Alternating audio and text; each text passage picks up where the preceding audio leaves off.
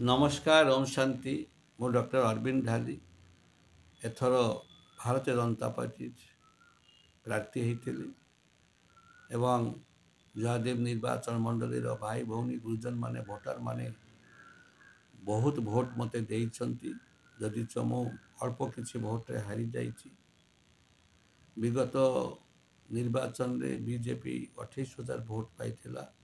एथर आमे 55,000 भोट पाइछु। आमे जीति थांचु सुनिश्चित जदि कांग्रेस ठीक भाव लड़ता से पकेट भोट ये 20,000 किंतु से 8,000 सीमित हो गले।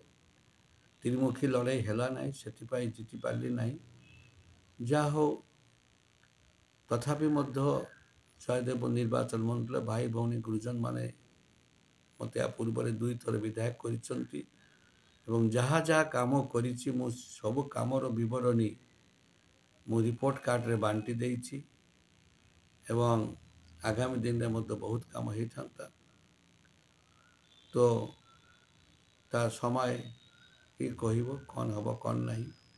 मु धन्यवाद देवी यशस्वी प्रधानमंत्री को, आम राज्य सभापति श्रीयुक्त मनमोहन सामल को, धर्मेंद्र प्रधान को, आमर मैडम षणगी से बहुत परिश्रम परिश्रम कर आज 20टा सांसद 21टी सांसद 20टी सांसद आनी ओसीएस जन विधायक को जितई एक अभूतपूर्व विजय। एक सरकार होची सरकार परिवर्तन है बर्तमान नुआ सरकार बीजेपी सरकार हम से समस्त को मो अंतर गभीरतम प्रदेश नमस्कार जनाऊँगी एवं लोक धन्यवाद देवी ओडिशावासी को से माने परिवर्तन आनी एवं एक नुआ सरकार देखिए एवं नूतन भाव में ओडिशार प्रगति हम एवं मु आशा करी निश्चित भाव ता सहित जयदेवर उन्नति हम एते किसी असुविधा हम ना।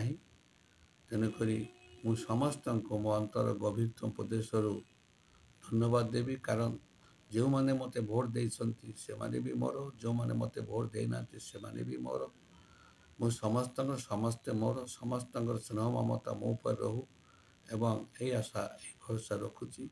समस्त को नमस्कार धन्यवाद।